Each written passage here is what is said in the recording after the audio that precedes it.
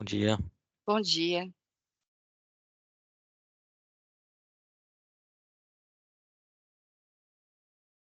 Bom dia a todos. Bem-vindos ao webinar da Dynamo Networks. Hoje nós vamos falar sobre blockchain, né?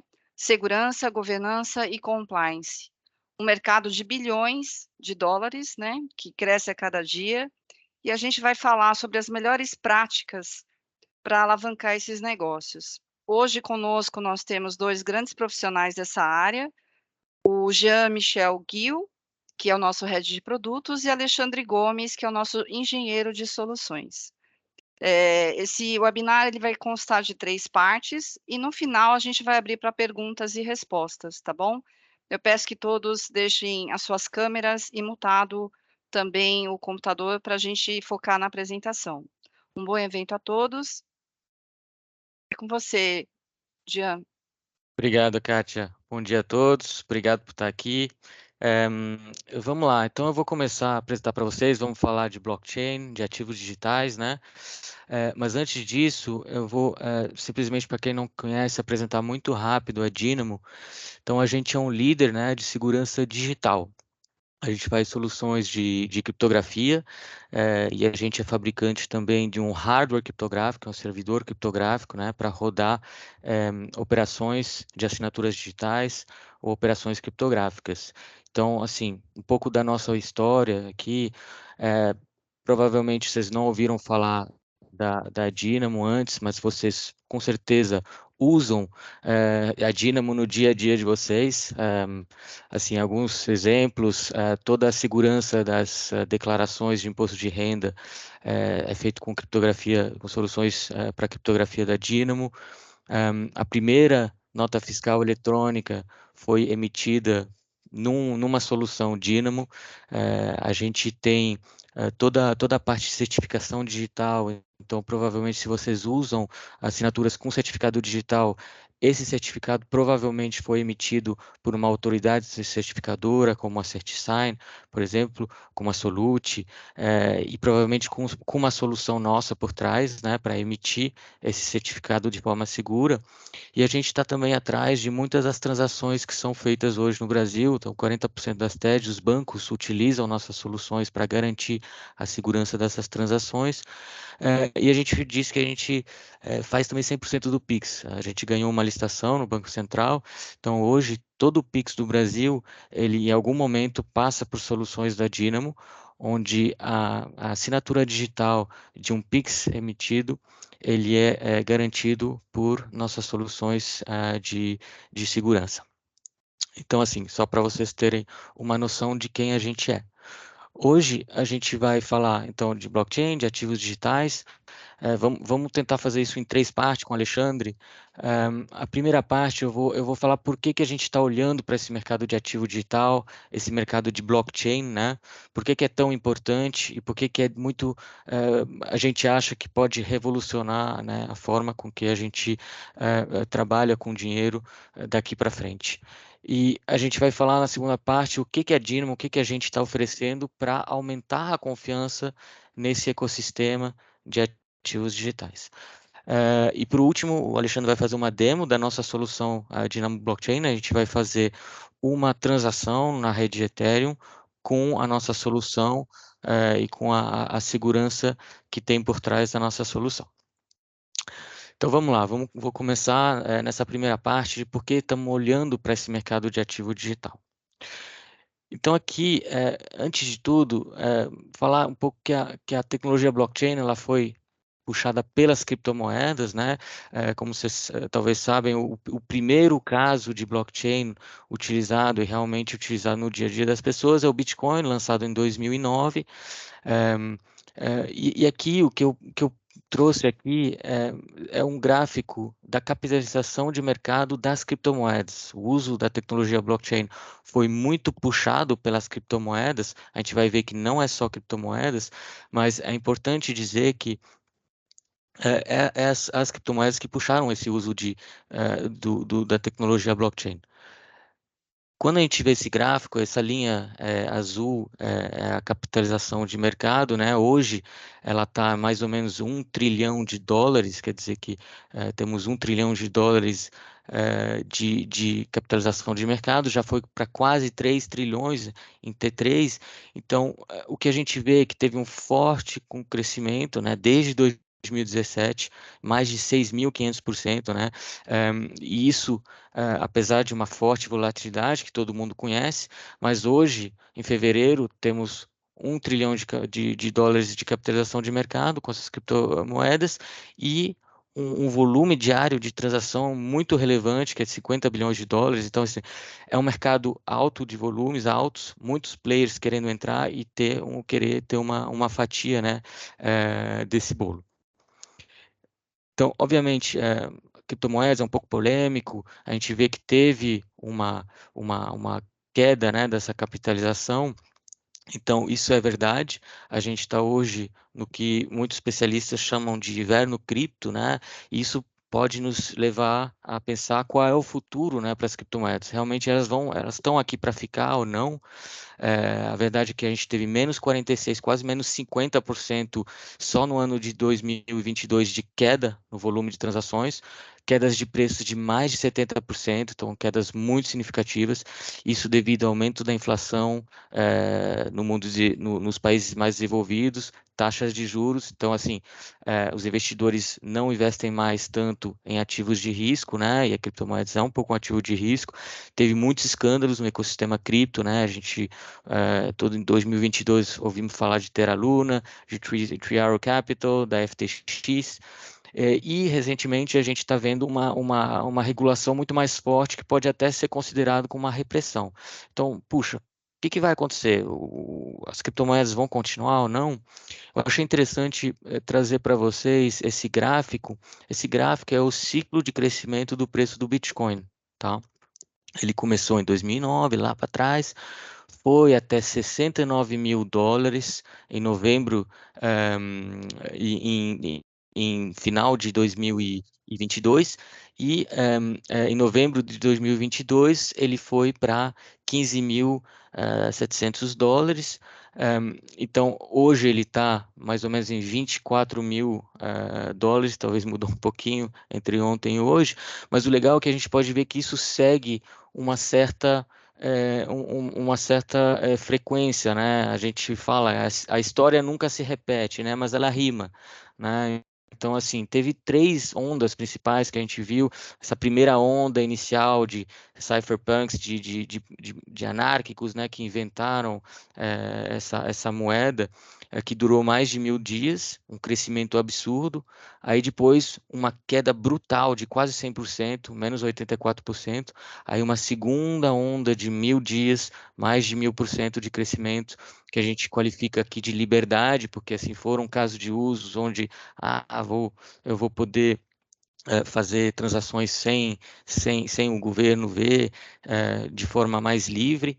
Aí mais uma queda que durou mais de um ano, e a gente entrou em 2019 numa onda de especulação, onde realmente a gente teve mais 2.000% de aumento em 1.000 dias, e de novo uma queda significativa de 77% aqui. Então, eh, a gente pode se perguntar, putz, vai ter uma nova onda ou não? Isso vai para o chão?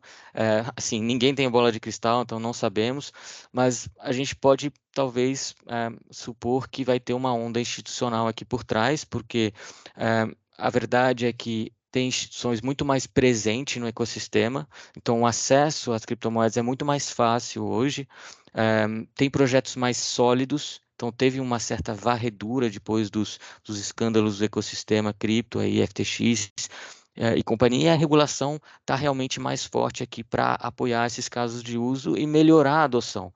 Então, tudo indica que daqui a um tempo a gente pode ver uma nova onda institucional de criptomoedas. Quando a gente vê uma curva de adoção, aqui isso é uma curva de adoção de tecnologia, a gente vê que tem várias etapas nessa curva de adoção, sendo que os primeiros adopters dessa tecnologia são inovadores, o primeiro adeptos, e depois a gente entra no mercado principal com uma maioria chegando utilizando essa tecnologia. Hoje, usuários de internet são 4,5 bilhões de usuários no mundo inteiro, é mais ou menos 60% da população. A gente está realmente aqui, todo mundo usa a internet. Para cripto, a gente está mais ou menos aqui, 4% da população mundial já, de alguma forma, investiram em cripto. Então, a gente está nesse primeiro adepto. No Brasil, dependendo das fontes, entre 6 e 18 milhões de pessoas, então entre 3 e 8% da população, então a gente está ainda nessa fase, mas 25% planejar nos próximos 12 meses. Então, assim, a gente cairia depois desse abismo entrando num tema de mercado principal. No Brasil, já se fala que 26% da população entre 18 e 60 anos já investiram em criptomoedas. A realidade é que o número de investidores em cripto é maior que os inscritos na B3 que investem em ações, que são 5 milhões de usuários, então isso é uma realidade. O Brasil é o sétimo colocado, e assim, o papel da regulação aqui no Brasil veio para fortalecer essa adoção. No final do ano passado, a gente teve a aprovação da lei dos criptoativos, né, que veio, que essa lei 14.478, que veio para regular os prestadores de serviços ativos virtuais, que são os exchanges, né, e que vão dar ferramentas para lavar, para lutar contra tudo que é lavagem de dinheiro, terrorismo, mas também trazer muito mais ferramentas para proteger o investidor. Então, isso ajuda o investidor a ter mais confiança na hora de investir ou de entrar nesse ecossistema de cripto, porque sabe que os players envolvidos são regulados, né? Então, assim, obviamente, a tecnologia blockchain, assim, que eu, assim, só para lembrar um pouco que é um livro razão, né, uma base de dados que é compartilhada, descentralizada e imutável, né? Ela é utilizada para registrar transações, aumentar a confiança, rastrear ativos. Quais são as promessas que ela trouxe? São várias, né? A primeira foi poder transferir valores sem ter intermediários, eu posso transferir diretamente um valor sem ter uma instituição por trás. Teve outras, né, como maior liberdade, se proteger contra a desvalorização da moeda, contra inflação, é, e ajudar na inclusão financeira. Mas, sobretudo, o que eu quero guardar é que a blockchain ela está também aqui para ter casos de usos mais eficientes, mais transparentes, mais baratos. E por isso que não é só criptomoedas. Criptomoedas é uma parte, é muito legal. Aliás, criptomoedas ajuda e pode ajudar em casos de uso como pagamentos internacionais, remessas, por exemplo, mas tem vários outros casos de uso, como tokens, NFTs. A gente falou de blockchains permissionadas para, por exemplo, rastrear cadeias de suprimentos entre várias empresas, contratos inteligentes que vão facilitar trocas de pagamentos ou trocas de ativos, enfim. São várias aqui casos de usos que a gente pode considerar com a blockchain. Eu vou falar de dois específicos que para a gente é bem relevante e que mostra que assim o mundo está evoluindo e está abraçando essa tecnologia. A primeira é o que eu chamo de bom, a tokenização da economia, né? É a tokenização de ativos Uhum. financeiros, que são um, a, a possibilidade de digitalizar ativos em redes blockchains. Aqui é um gráfico do Boston Consulting Group que mostra para a gente que, assim, a princípio, a previsão é que daqui a 2030, 10% do PIB mundial vai ser tokenizado, 16 trilhões de dólares em ativos tokenizados, e, assim, a gente já vê que 91% das instituições têm interesse em investir em produtos tokenizados. Então, assim, a gente, aqui até no Brasil, isso aqui é sem criptomoedas, tá, gente? Então, só para tirar as criptomoedas daqui, aqui é tokenização, tá? É token. O Itaú, Banco BBA, ele lançou ano passado, né, a primeira debênture tokenizada do mercado brasileiro, com a Vortex QR. Mais recentemente, o Santander fez 40 milhões de debêntures tokenizados, uma empresa chamada Indigo. O Bradesco também recentemente tokenizou uma cédula de crédito bancário no valor de 10 milhões de reais. Então, aqui no Brasil também está acontecendo, tudo isso no ambiente regulado, que é chamado sandbox, tanto da CVM quanto do Banco Central. E assim, mas por que tokenizar ativos? Por que digitalizar ativos? A razão principal é poder captar recursos de forma mais eficiente que a gente está fazendo hoje, com menor custo. E com maior acessibilidade. Então, assim, a ideia é, eu vou conseguir ter melhores recursos aqui, como? Fracionalizando. Então, hoje uma ação, eu consigo, por exemplo, um imóvel, eu consigo fracionalizar ele em várias partes e poder propor ele no mercado. Vou poder fazer, também ter acesso a mercados mundiais, ter acessos também a mais liquidez. Então, eu vou ter uma operação que pode funcionar 24/7, normalmente é muito mais rápido, é muito mais simples. Em vez de mandar uma ordem e esperar um tempo que manualmente todo a burocracia aconteça para executar a ordem, isso é feita de forma muito rápido e eu posso, de forma mais rápida, compor vários serviços financeiros juntos com isso. Então, isso é uma das revoluções. A segunda que eu queria mostrar para vocês é o Real Digital. Então, o Banco do Brasil vai, pelo menos está anunciando, né, a saída de uma moeda de Banco Central, CBDC, uma moeda digital de Banco Central, né, chamada CBDC, que está em projeto. E a ideia é uma jornada, né, do Banco Central. eh, Ele em 2003 começou com DOC, TED, né, com o dinheiro eletrônico, e em 2020 foi a instantaneidade do dinheiro com o Pix, né? Hoje o Pix é um sucesso, mais de 100 milhões de transações diárias, né? No fim de 2022 foi um recorde. E hoje a ideia é passar para a programabilidade do dinheiro com o real digital. Então, o objetivo é que seja lançado em 2024, já tem vários casos de uso em teste no Lyft e o piloto já está pronto a ser lançado. Então, só para é, dar um pouco mais de insights como funciona, ele tá sendo, vai ser utilizado tecnologia blockchain, de blockchain permissionadas, ou pelo menos de rede distribuída, né? E smart contracts, que a gente chama contratos inteligentes. Então, a ideia é que seja uma moeda de atacado, né? Esses bancos que vão utilizar, e através de depósitos tokenizados nos bancos, os bancos vão emitir moedas privadas, stablecoins, e poder emitir o que a gente chama de contratos inteligentes ou smart contracts, para que a população possa se beneficiar desse real digital.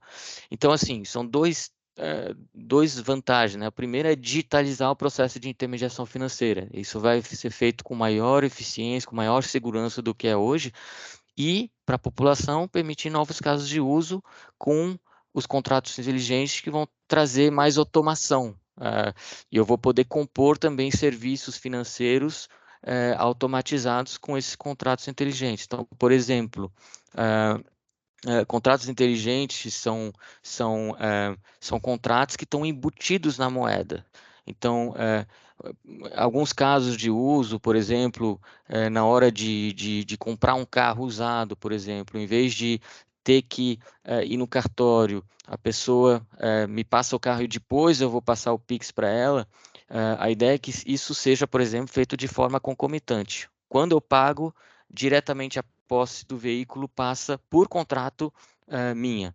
Então, isso é um exemplo, mas assim, são vários casos de uso que podem acontecer, como contratos de aluguel automatizados, créditos, pagamentos de crédito automatizados e toda uma série de automações em pagamentos que podem ser feitos com contratos inteligentes que pode realmente revolucionar o nosso dia a dia, tá? Então, assim, voltando para ativos digitais, o- são várias definições, né? Ativo virtual, ativo digital, criptoativo, tem várias definições, né? São feitos, o que a gente pode deixar aqui é que são, na verdade, representações de valores que podem ser tangíveis, como moedas, propriedades, ativos, ações, ou intangíveis, como votos, direitos.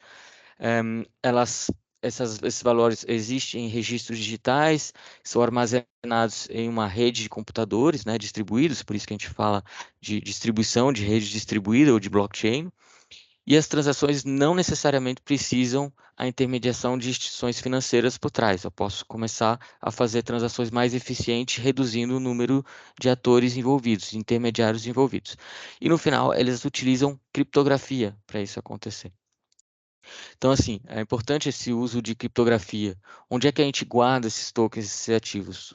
Os ativos, eles permanecem na rede distribuída ou na blockchain. Eles estão lá. Para fazer uma transação, quer dizer, quero receber ou enviar um token, um ativo, eu preciso ser detentor de chave pública e privadas, né? Que são um pouco equivalente à chave pública, como se fosse um número de conta, e a chave privada como se fosse uma senha de acesso para essa conta, né? E a relação entre elas é uma criptografia complexa. Então, isso funciona com criptografia. Essas chaves, na verdade, ou os ativos, né, eles são guardados em carteiras digitais ou wallets, né, para poder gerenciar, gerar, armazenar, usar essas chaves. Esses wallets podem ser software, pode ser hardware, pode ser de uso próprio ou pode ser terceirizado por um banco ou uma instituição. Mas o importante aqui, a ideia que eu quero passar é que as chaves realmente representam os ativos, representam o dinheiro ou os valores dos tokens por trás. Então, assim, é muito importante que essas chaves fiquem em segurança e a importância também de onde eu guardo essas chaves, quais wallets eu estou utilizando para gerenciar e guardar essas chaves é de suma importância. Então, a gente viu nesse ecossistema por que que é tão importante, a gente viu muitos problemas de segurança nos últimos tempos, né? Então, assim, só para passar aqui alguma noção, desde 2011 a gente teve mais de 9 bilhões de dólares roubados desde 2011. Isso, no valores atuais das criptomoedas, é 47 bilhões, então o valor é realmente gigantesco do que já teve como roubo nesse ecossistema. Eh, Esse volume de hacks por falhas de segurança aumenta, então a gente vê claramente uma curva, uma tendência que aumenta. E assim, tem muitos riscos de acessos não autorizados a essas chaves ou de roubos de chaves de ativos digitais. Assim, desses 9 bilhões, mais ou menos 3,5 bilhões são associados a tipo de hack. Então, assim, por exemplo, aqui, assim, são casos recentes, assim, Ronin Network foi em abril de 2022, aqui eu só botei os mais relevantes, né? 620 milhões de dólares, assim, foi um roubo de chaves de nós validadores. FTX teve a falência, né? Mas no meio da falência teve um hack, um roubo de 477 milhões, que foi feito com a utilização de chave. Então, ou do dono, ou de gente lá dentro, ou de um hacker, isso a gente não sabe. Mas foi utilizado a chave para transferir também esses valores. Um, e tem também o risco de transação errada, de gestão errada. Então, a gente fala que hoje 20% do Bitcoin está perdido para sempre, porque as chaves foram perdidas ou foram enviadas em endereços errados. Então, assim, tudo isso para dizer que não é a integridade da blockchain que é comprometida, quando a gente ouve falar desses problemas de segurança, é mais a proteção e a gestão das chaves criptográficas. Tá? Assim, a gente, nos últimos anos, sobretudo no último ano 2022, a gente viu uma forte entrada das instituições financeiras para esse mercado, para esse ecossistema de ativos digitais. E, assim, a gente teve mais 200%, por exemplo, de usuários cripto só no primeiro semestre de 2022. Então, assim, essas instituições, elas procuram novos modelos de negócio, maior engajamento do cliente, e a gente viu, por exemplo, o BTG Pactual tendo o Mint, lançando o Mint, XP, lançando a plataforma de gestão de ativos, Nubank, PicPay também, lançando, cada um anunciou nas primeiras semanas de operação mais de 1 milhão de usuários utilizando o cripto, então realmente é um sucesso. Itaú, B3 também entraram nesse mundo de ativos digitais, Itaú mais na parte de tokenização, de custódia, B3 mais na parte de de solução para institucional, mas enfim, essas instituições estão entrando e estão trazendo com elas as melhores práticas de segurança. Por quê? Porque elas são muito preocupadas com fraudes, elas vivem do risco reputacional, né? Então, assim, elas têm que estar em conformidade com as melhores práticas de compliance, né, e de segurança, que é um pouco diferente do mundo de blockchain inicial, que cresceu muito por disrupção, né, e por ter que provar casos de uso, relevâncias de casos de uso, e estava menos preocupados realmente com essas práticas de compliance. Então, assim, o que a gente acha que essas melhores práticas vão se aplicar aos modelos em blockchain, são várias formas, processos internos, né, e também segregação patrimonial, então não dividir as contas dos clientes de ativos com as contas das instituições. A regulação que veio, está vindo também muito forte para regular tipos de serviços oferecidos e, sobretudo, também instituições de custódias. Então, a gente está vendo um movimento muito recente da SEC americana, da SEC, que é a CVM dos Estados Unidos, para fazer com que as instituições que fazem custódias têm que ser qualificadas, elas têm que passar por uma série de aprovações anteriores. Então, assim, essas melhores práticas, o que a gente está vendo? Tem dois tipos de carteira, né, e de custódia.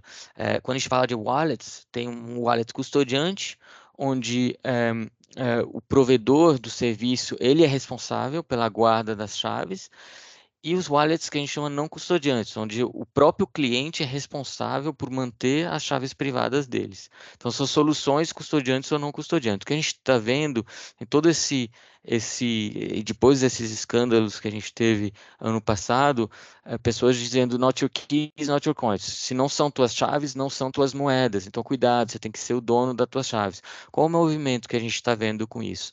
As pessoas físicas tão pouco indo para a guarda própria de ativos digitais, então muitas estão saindo de exchange não reguladas para guardar os tokens, os ativos, as criptomoedas em wallets nos computadores ou em mini wallets, que são chamados de hardware wallets, que são aparentados a pendrives, né, as chaves, pequenas chaves de hardware. A gente tem também um movimento claro de pessoas físicas e de instituições menores que vão para instituições mais reguladas e para instituições que a gente chama bancárias, porque elas confiam mais, né? Então, esse é um movimento importante, porque assim, não são todas as pessoas que vão conseguir guardar as próprias moedas no próprio wallet. É difícil fazer isso, tem o X. Então, elas vão confiar no banco, elas confiam já há muito tempo. E um terceiro movimento é o das instituições. Elas estão indo para soluções de custódia própria, então elas não estão mais terceirizando isso, com fornecedores de tecnologia de custódia, onde elas podem ter um maior controle, elas também, sobre o seu próprio cofre digital. Então, isso é bem importante, porque a gente está vendo esse movimento para que tantas pessoas como as instituições tenham um maior controle sobre as chaves que representam os ativos digitais. Então, onde é que a gente, na Dynamo, entra com isso? Já comentei um pouco da nossa história, a gente tem várias soluções, a gente faz essas soluções já garantem a segurança de liquidações com milhões de transações diárias, como o Pix, né? Eh, e a gente adaptou nossas soluções para o uso num contexto de blockchain e de ativos digitais. Então, nossas soluções, elas são baseadas no que a gente chama, um hardware criptográfico, um servidor criptográfico, que é homologado, e que já faz parte das melhores práticas da indústria financeira. Ele é utilizado, esse hardware, para tanto segurança de transações, né, como cartões de crédito, cartões em geral, TEDs, PIX, segurança de identidade, a gente falou de certificados, de segundo fator de autenticação, OTP, por exemplo, toda a parte de segurança de dados, LGPD, anonimização, assinatura digital. Então, assim, isso já faz parte das recomendações dos órgãos, né, como o Banco Central, como a CVM, de utilizar dispositivos de criptografia. Essas soluções, chamadas de Hardware Security Modules, é uma das formas mais seguras de proteger de forma institucional chaves criptográficas, qualquer que sejam. Então, seja certificado, seja chaves de criptografia ou seja chaves de ativos digitais. Elas têm propriedades físicas, né, homologadas e tem vários mecanismos de controles que ajudam nisso. Então, a Dynamo ela traz com essas soluções não só segurança, mas também compliance, conformidade para as organizações, porque tem uma série de certificações que garantem a segurança física, o funcionamento dessas máquinas, o controle de acesso a essas máquinas, toda a parte de atualização. Então, assim, elas são homologadas tanto aqui no Brasil pelo Inmetro, pela ICP Brasil, como lá fora, nos Estados Unidos, pelo NIST, que é o órgão de segurança da informação americano, com essa certificação FIPS 142. E assim, a gente propõe essas soluções em cloud também, com alta disponibilidade, com georredundância, para evitar qualquer falha. Tá? Então, assim, para blockchain especificamente, o que que a gente está trazendo aqui? A gente está trazendo APIs, né, que são facilidades para poder, com essa infraestrutura em hardware, poder fazer várias coisas. A primeira é segurança física das chaves. Eu vou ter um cofre digital. Eu vou poder armazenar, gerir essas chaves no ambiente seguro. Então, assim, elas vão estar em segurança em um ambiente inviolável, com várias propriedades físicas que impede o roubo dessas chaves, ambientes redundantes de hardware. Então, esse é o cofre. O segundo tema eu vou conseguir garantir a segurança e a escalabilidade do que a gente chama o processo criptográfico. Quer dizer, quando eu vou gerar chaves de ativos digitais, eu vou fazer isso de forma segura. Então, assim, a gente adaptou esses equipamentos para serem compatíveis com principais protocolos criptográficos. A maioria das blockchains públicas, então Ethereum, Bitcoin e demais, podem rodar aqui dentro. Eu posso criar chaves para esse tipo de blockchain e as assinaturas, quer dizer, as transações que eu vou realizar com minhas chaves vão acontecer lá dentro também nesse equipamento. A gente fala que a chave nasce e morre num equipamento criptográfico seguro. Tudo isso é feito de forma segura lá dentro. E o Alexandre vai mostrar um pouco como é que isso é feito dentro do nosso HSM. E a terceira parte que a gente oferece aqui é a segurança do acesso às chaves. Ele está num cofre seguro. Como é que eu acesso a esse cofre seguro? Tem várias formas de acessar isso. Uma das formas é via o que a gente chama compartilhamento secreto, onde eu vou distribuir as autorizações de acesso ao meu ambiente criptográfico seguro para múltiplas partes, né, que vão poder acessar, dividindo a responsabilidade do acesso. Então, assim, eu garanto a custódia das chaves, que é a segurança física das chaves, como é que elas são protegidas, geradas e utilizadas. Para isso, eu utilizo a solução em equipamentos em hardwares especializados, com mecanismos de replicação, de backup, e eu garanto também como é que eu vou buscar essas chaves, que é a cadeia de custódia. Isso envolve toda a parte de processos, segredos, agentes computacionais. Então, não é só minha solução que traz isso, mas eu trago uma parte para poder garantir o acesso seguro a essas chaves e fazer com que eu tenha uma consistência em todos os segredos de uma organização para poder buscar chaves de ativos digitais. Então, assim, se a gente pegar uma cadeia de valor de uma aplicação em blockchain, por exemplo, uma aplicação de ativos digitais, e a custódia sendo o elo fundamental, a gente tem vários blocos, né? A primeira, que eu diria, é a custódia das próprias chaves, é garantir a segurança dessas chaves. O segundo, que eu chamo de cadeia de custódia, é garantir que a segurança do acesso às chaves é feito de forma eficiente, então, e segura. É toda a parte de governança, de segurança do acesso. E aí depois a gente tem a própria plataforma de gestão, que essa é uma aplicação que vai ser integrada com as diferentes redes blockchain e vão me permitir de gerenciar, de gestionar esses ativos, enviar, receber ativos digitais. E depois eu tenho outros serviços, que são aí diversos e limitados, como trading, tokenização, pagamentos, temas de rendimentos como staking ou yield farming, coisas desse tipo, ou até blockchains permissionadas aqui, onde eu vou poder utilizar.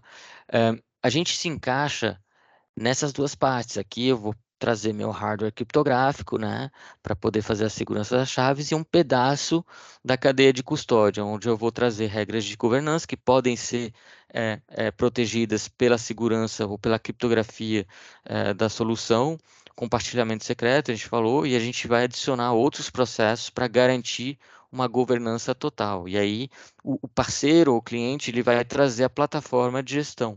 Então, assim, eu trago uma infraestrutura para desenvolvedores em blockchains, para eles poderem garantir a segurança das aplicações deles. Então, assim, o que a gente oferece é uma infra de HSM, que pode ser cloud, on-premise também, então são equipamentos físicos, né? Com toda uma parte de software, de APIs que me ajudam a conectar com essa infra, e eu ofereço isso para aplicações terceiras que elas são integradas nas blockchains, seja blockchains públicas como Bitcoin, Ethereum, outras, ou blockchains permissionadas ou privadas como Hyperledger, Corda, e tudo isso para aumentar a confiança, né, do ecossistema como um todo. Então, assim, a gente começou ano passado com essa nova solução. Hoje, a gente está construindo o ecossistema de parceiros, e a gente está crescendo com esse ecossistema. A gente tem vários tipos de parceiros, a gente tem instituições financeiras, principalmente para tokenização, custódia. A gente não pode divulgar, mas tem andamentos, tem várias que estão utilizando nossos sistemas hoje para, sobretudo, custódia. Plataformas de gestão de custódia, ativos digitais, a gente tem a Bitfy, que, por exemplo, recebeu agora um aporte do Banco do Brasil e está até permitindo a população pagar impostos em cripto hoje.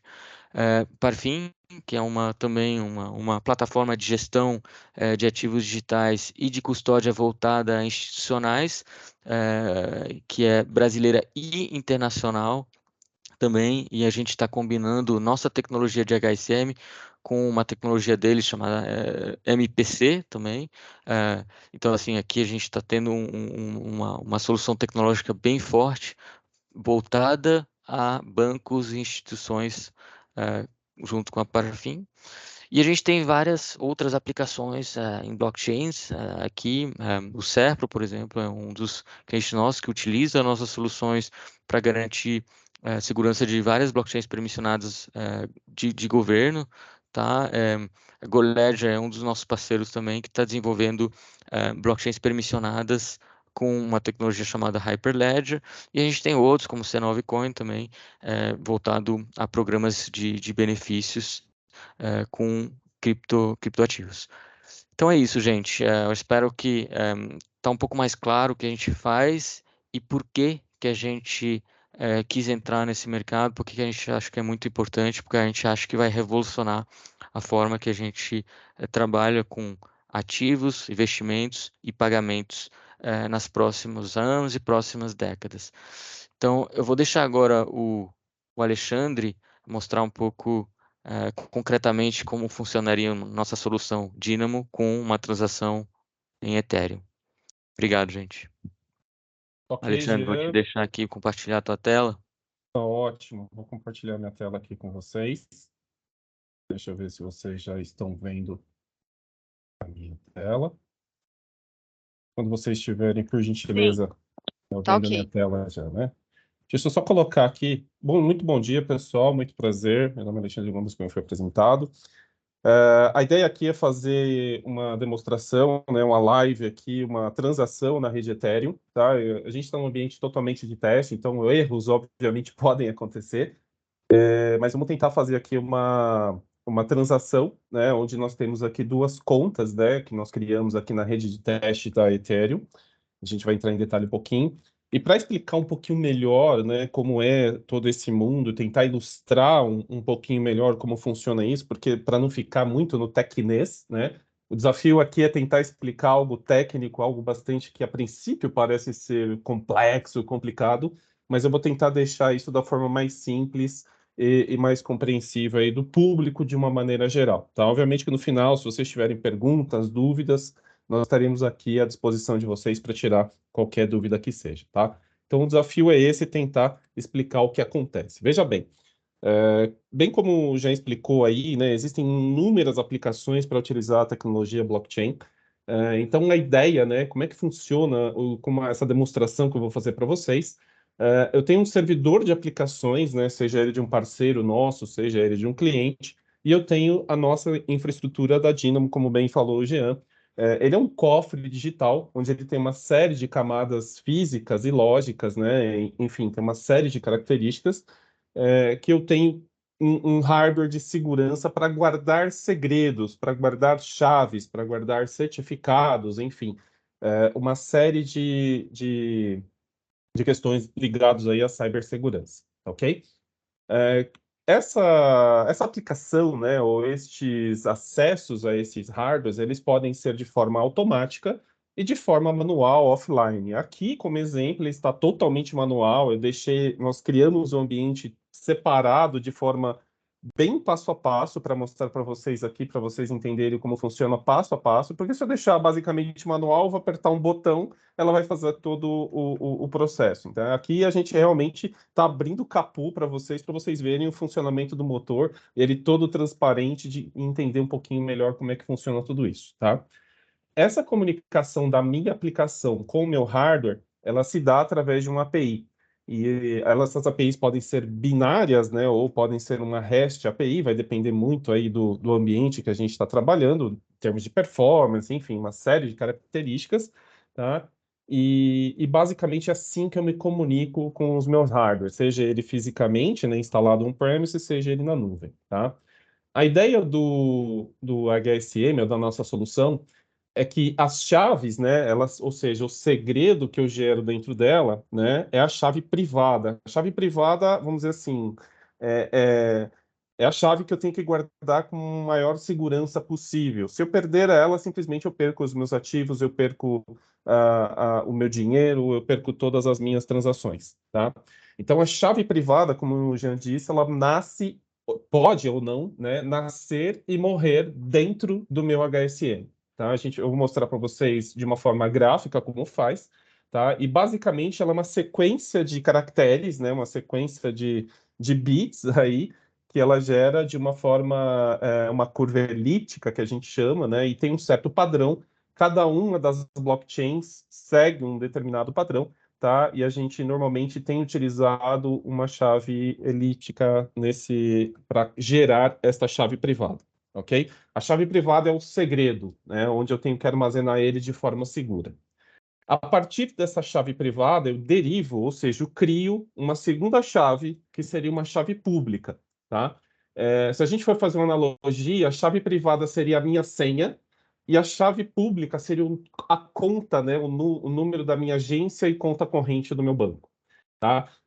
Através da chave pública, eu consigo chegar na minha chave privada, tá? E elas se complementam matematicamente, existe um cálculo bastante complexo aí por detrás, onde a gente consegue chegar através de uma e da outra. E a chave pública é a chave que eu divulgo para os meus clientes, para os meus parceiros, para as minhas aplicações, tá? Então, existe aí um conceito de criptografia por trás, não vamos entrar aqui no detalhe, tá? Mas é assim que funciona, tá? De qualquer forma, essas chaves elas ficam armazenadas dentro do meu HSM, tá? E a chave pública, obviamente, ela vai transacionar para trabalhar junto com as minhas aplicações e transações. Do lado do meu servidor de aplicações, a gente vai criar as regras de negócio, tá? Ou seja, quem aprova, quando aprova, que tipo de operação que eu vou fazer, se existe uma hierarquia de aprovação, tá? Quais são os valores, quais são as condições, ou seja, todas as regras de negócio que eu tenho para minha transação. Então, isso é feito através do sistema, dentro da minha aplicação. Através dessa aplicação, ela gera um hash, né? Ou seja, ela gera toda a informação, todos os dados, né, de forma computacional, o que eu tenho que fazer, qual o valor. Ou seja, aí para cada rede, né, para cada blockchain, eu vou ter um determinado protocolo ou informações que são obrigatórias, informações que são acessórios, vamos dizer assim, né? E eu crio um bloco de informação, né, uma sequência de caracteres com uma sequência de informação, e transmito essa informação de forma já criptografada para o meu módulo de assinatura, para o meu módulo de segurança, tá? Esse meu módulo de segurança, por outro lado, o que que ele faz? Ele pega essa informação, ele pega esse bloco de dados e assina digitalmente e devolve para minha aplicação esse hash, né? Ou seja, essa sequência de bits de forma assinada, de forma autenticada, seguindo os padrões dentro do meu blockchain. Todas essas transações, tá, pessoal, elas são extremamente seguras, extremamente, ou seja, qualquer alteração que eu tenha no meio do percurso, isso quebra, né, todo o meu código, e isso invalida. E esse é um dos motivos pelo qual a blockchain, né, depois que você começa a entender, entrar no mundo do blockchain, você fala, caramba, por que que o mundo não opera com a blockchain? Porque ele realmente é muito seguro, é impossível é matematicamente impossível você quebrar toda essa cadeia, quebrar essa rede de confiança. E por isso que se fala tanto nela, e por isso que a gente vai estar permeando cada vez mais no nosso dia a dia, a gente vai falar muito mais sobre blockchain. Uma vez que eu recebi esse hash assinado, tá? Aí sim, a minha aplicação transmite para a minha blockchain e eu consigo fazer toda a transmissão de dados e efetivamente efetuar a minha transmissão. Legal? E de qualquer forma, né, o meu HSM ele está aí justamente para fazer a guarda e a assinatura da minha documentação. Tá ok? Então, de uma maneira didática, ilustrativa, é exatamente isso que eu vou mostrar para vocês. Tá? Vamos entrar aqui agora no meu ambiente de testes. Tá? A primeira coisa que eu quero mostrar para vocês é a nossa solução, onde eu armazeno as minhas chaves. Dentro deste meu ambiente de teste, eu já tenho uma conta A, uma conta B e uma conta C criada, tá? Então, basicamente, como é que eu crio? Eu tenho várias formas de criar. Eu posso criar via programa, via software, via API, né? Neste caso aqui, como a gente está fazendo a demonstração, eu vou mostrar como cria assim uma chave, né? Então, para o padrão do blockchain da Ethereum, a gente tem que criar uma curva elíptica do padrão SecG-Coblitz, o tamanho de 256 bits, tá? Com a opção K1. Isso aqui é muito técnico, o objetivo aqui não é entrar em detalhes sobre essa chave. Obviamente que se vocês tiverem dúvidas e quiserem aprofundar um pouquinho mais, será um prazer a gente entrar em contato com vocês sobre isso, tá? E nesse caso aqui eu vou colocar uma chave 1 aqui, por exemplo, tá? Veja que eu posso exportar ou não esta chave. Se eu deixar isso desabilitado e salvar, esta chave vai nascer e vai morrer aqui dentro do meu HSM. Ela basicamente é impossível de você tirar ela aqui de dentro. E essa é a razão pela qual, um dos motivos, né, que a gente aconselha e as melhores práticas de mercado, né, dizem que você tem que criar essa chave dentro neste caso aqui, do meu cofre digital, do meu HSM, tá ok? Então, esse é um exemplo, tá? As outras contas que a gente já criou, obviamente, nós já criamos a chave pública dela. Eu não vou fazer esse processo aqui, porque ele tem uma certa complexidade também. Esse aqui não é o objetivo. Mas eu vou mostrar para vocês aqui como é que funciona a próxima etapa, que seria a minha aplicação, tá? Do outro lado, eu tenho uma aplicação aqui, neste caso especificamente, uma aplicação bastante simples, a ideia é a gente criar uma transação, mas é uma sequência de códigos aqui, né? Especificamente aqui nós desenvolvemos em PHP, o time de engenharia fez aqui. E eu quero mostrar duas coisas aqui para você. Aqui em cima eu vou rodar a minha aplicação, e aqui embaixo é o log, tá? Do meu HSM, tá? O que que vai acontecer? Eu vou rodar a minha aplicação, ela tem todos os parâmetros que eu necessito, ou seja, está saindo da conta A um valor de 5 milésimos de Ethereum, alguma coisa assim, e todos os parâmetros necessários, tá? E ela vai, no final do processo, gerar o retorno, uma transação criptografada.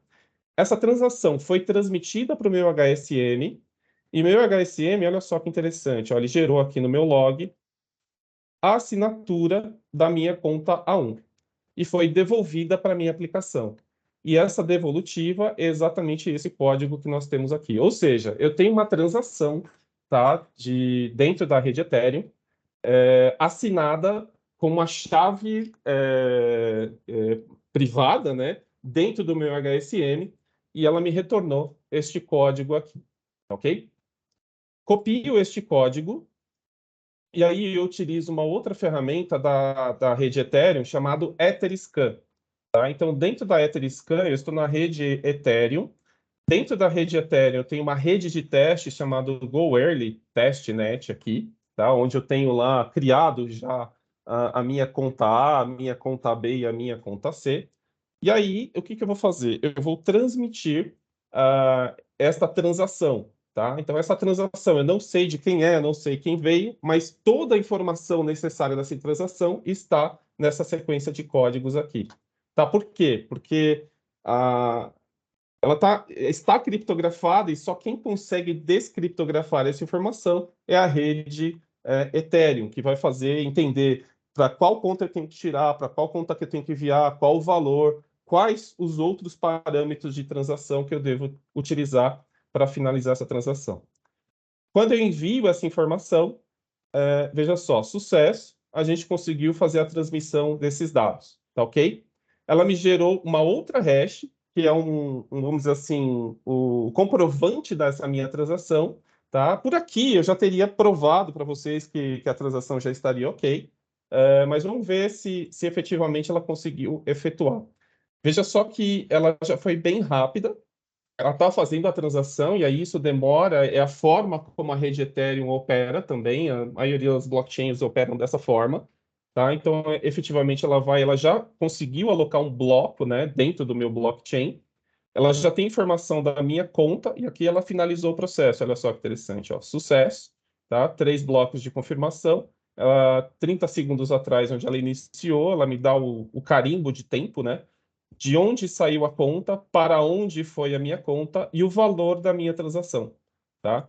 E aqui a quantidade de taxas que eu paguei para a rede, né? E o preço do gas aqui que eu utilizei hoje. Eu utilizei um gas bem mais alto, porque está utilizando, né? A média tá bem alta também. Se eu entrar na minha conta, clicar aqui com o direito e abrir, olha só que interessante. Eu vou encontrar exatamente a minha transação feita aqui, tá? Essa aqui é a minha conta que eu acabei de receber. E olha só que interessante, a transação que a gente recebeu desta minha conta, tá? Que seria a minha conta B, neste caso. Aqui eu tenho o valor que eu tenho em Ethereum, né? Ou seja, meu saldo de Ethereum aqui, de Ether, né? Que é a moeda dentro do Ethereum. Essa aqui é uma moeda fictícia, né? Que ela só vale dentro dessa rede de testes aqui. Mas é uma rede de testes que trabalha, vamos dizer assim, 100% operacional. Você trabalha na rede Ethereum oficial, vamos dizer assim, né, de produção. Ela transaciona exatamente dessa forma, tá? E aqui está a informação, né? Quanto eu recebi, qual foi o valor, quem me enviou, e aqui volto para a transação que eu acabei de efetuar. E se eu entrar dentro da minha conta A, né, dentro da minha conta A, eu consigo ver o meu saldo aqui que eu tenho dentro da minha conta A, e aqui foi uma transação de saída, né, que saiu da minha conta e foi enviada para minha conta B, neste caso, tá? Se eu voltar para minha conta B aqui, perdão, se eu voltar dentro da minha conta B, essa foi uma transação de entrada, ou seja, saiu da minha conta A e veio aqui uma transação de entrada da minha conta A para minha conta B. Pessoal, basicamente é isso, né? A gente mostrou aqui como é que funciona toda a transação utilizando a rede Ethereum. Queria abrir aqui para vocês alguma dúvida, alguma pergunta. Queria ouvir de vocês agora, né? Eu vou fechar aqui, parar o meu compartilhamento aqui. Quem tiver alguma dúvida, quem tiver alguma pergunta, fiquem à vontade. Estamos aqui para falar um pouquinho mais com vocês. Da minha parte, era isso que eu iria mostrar para vocês.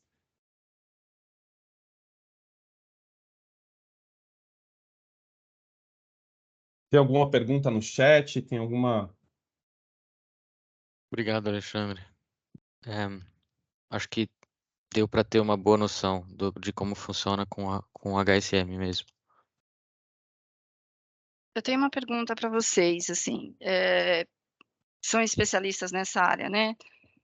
Dentro do mercado, desse crescimento do mercado institucional, né, que a gente está vendo, que a gente está falando, né? Como é que vocês estão percebendo que as grandes instituições estão se preparando e como é que elas estão se organizando para lançar essas novas ofertas no mercado? Eu vou responder essa, Alexandre. Sim, Assim, o que a gente viu, né, nesses últimos meses é uma coisa bem clara, que as instituições estão olhando para esse mercado. Inicialmente, elas estavam com muito receio, né, até com medos de isso ser um ecossistema concorrente do que elas fazem no dia a dia. Claramente, todas têm áreas, agora áreas de inovação internas que estão olhando de perto para isso, que estão investindo de alguma forma. E aí o jeito de entrar é um pouco distinto, dependendo das instituições. Tem umas que esperam um pouco mais, esperam ver o que que outras instituições vão fazer. Tem outras que já querem entrar para propor para os clientes delas poder fazer negociação de criptomoedas, então ela se posiciona com um tipo de exchange e já oferecem aos próprios clientes investirem em criptomoedas dentro da aplicação. Tem outras que pegam o caminho mais de poder se posicionar como ator de tokenização e distribuir produtos financeiros já tokenizados para os seus clientes. Então, assim, é, são diversos caminhos obviamente, elas estão olhando de perto do que a regulação tá fazendo, está autorizando elas. Como eu já disse, essas instituições bancárias, elas são preocupadas, né, com o risco reputacional, porque é um ativo valioso. E por isso até várias estão entrando também na parte de custódia, porque elas podem se alavancar justamente com esse ativo intangível que elas têm, que é a reputação delas e que é a conformidade que elas têm e toda essa condução de boas práticas de segurança que elas têm. Obrigada. Eu gostaria de falar, Aline, da assessoria de imprensa. Parabéns, Alexandre e Jean, aí, pela apresentação. obrigado. Eu sou da assessoria de imprensa da Dynamo Network, só para deixar claro a todos.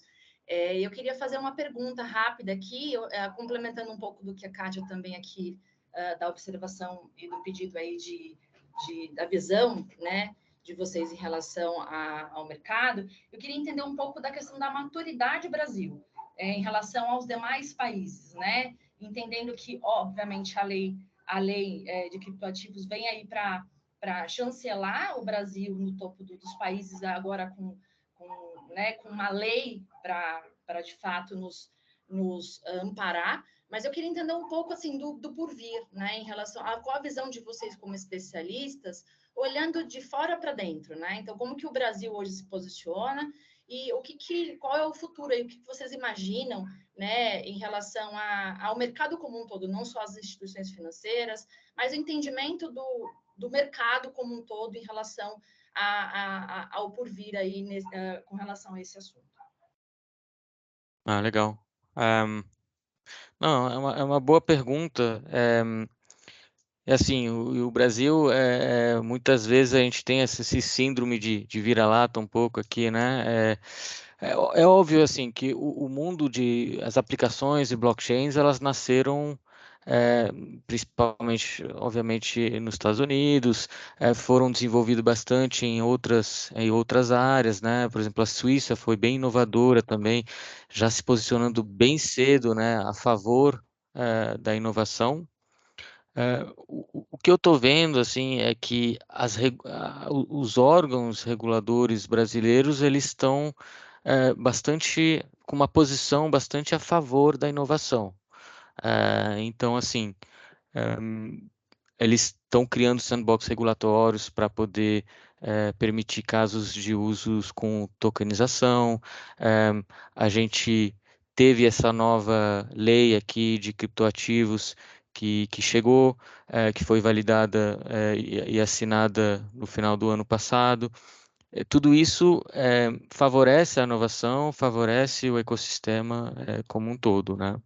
Então, eu acho que o Brasil ele tá bastante na ponta com isso.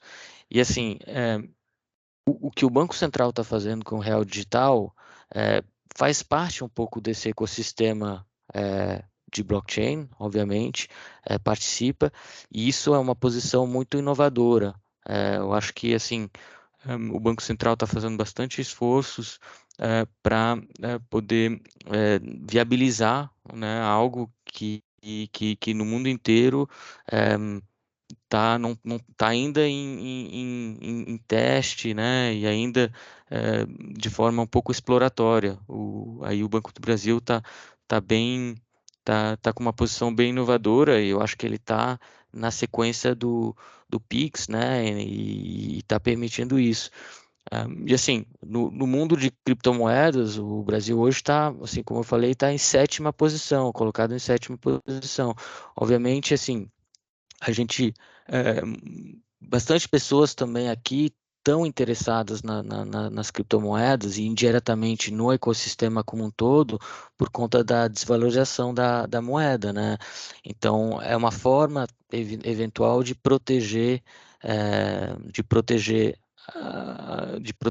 o patrimônio próprio, né? De ter criptomoedas. Então, isso favoreceu de alguma forma também a adoção aqui no Brasil. Então, assim, só para resumir, eu acho que o Brasil está numa posição de vanguarda com, com o ecossistema de blockchain, com bancos que estão olhando, que estão entrando e que estão vendo isso de perto e com bastante atividades acontecendo. Só um comentário que eu gostaria de fazer. Ontem à noite, eu e o Jean, a gente conversou, a história meio que se repete, né? Da mesma forma que nós adotamos o dinheiro como meio de pagamento depois do feudalismo, né? E começou a surgir o capitalismo, né? Não tenha dúvida que o blockchain vai ser essa nova etapa da economia. E surgiu de uma forma, vamos dizer assim, desorganizada, movimentos especulativos, e foi exatamente o que aconteceu, né, na história da humanidade. É isso que está acontecendo com o blockchain, tá? Agora as empresas mais sólidas, maiores, né, com, enfim, os governos, o pessoal entrando aí com uma adoção um pouco maior por boa parte da população e essas grandes empresas, grandes marcas, vamos dizer assim, isso vai trazer uma solidez muito grande. Tá? Eu não tenho dúvida. Eu ouço falar de blockchain desde o começo, desde 2013, né? Mas a adoção, de uma maneira geral, está começando a surgir agora, mais recentemente, né? Principalmente por conta de guerra. A gente percebeu aí, principalmente depois da pandemia, né? Onde a gente teve que digitalizar os processos, né? Transformação digital veio aí. E aí, obviamente, o blockchain vem para resolver e eliminar todas essas burocracias e facilitar o nosso dia a dia. Tá? Seria mais ou menos isso.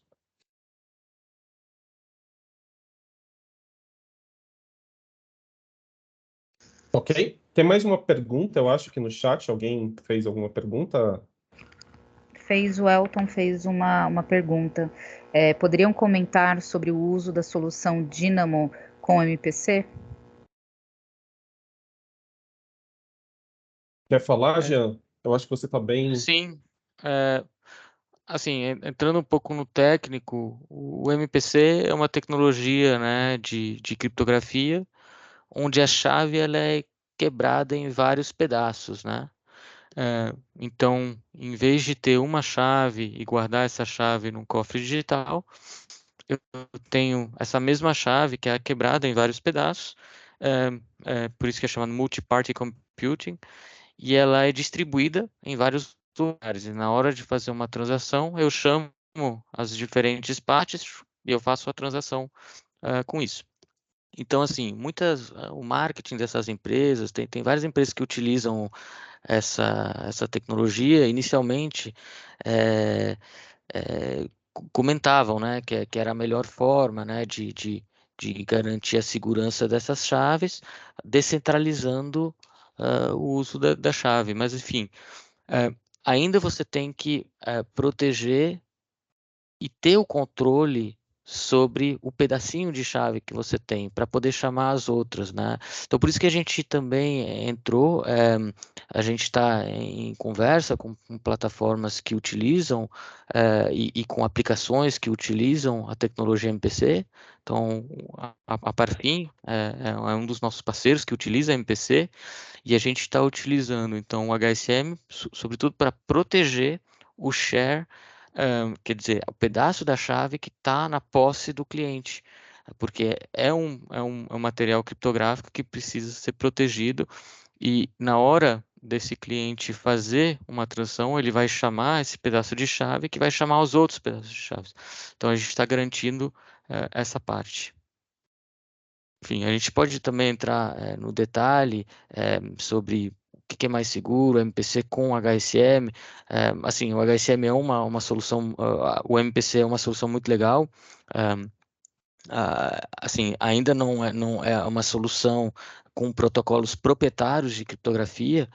Então, assim, vocês têm que, na hora de escolher qual protocolo de MPC, escolher, ter muito cuidado sobre quem emitiu esse protocolo de MPC, ver se realmente é um protocolo que está aberto também para ser testado, né, por outras pessoas. Ele ainda não é comprovado num organismo como o NIST, por exemplo, né? Então, assim, tem várias escolas aqui, mas a ideia é que combinando essas duas tecnologias, a gente consiga ter uma solução bem interessante.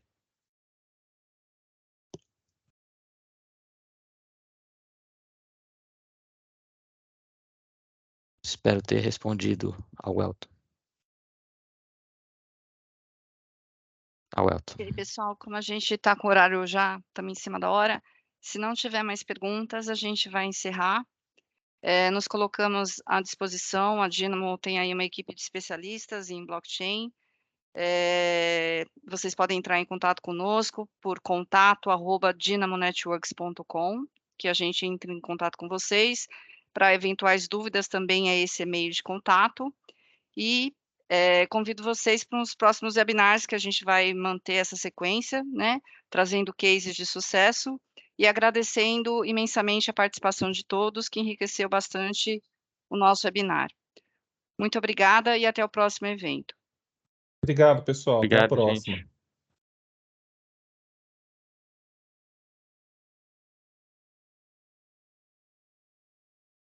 Deixa eu só abrir aqui, ó.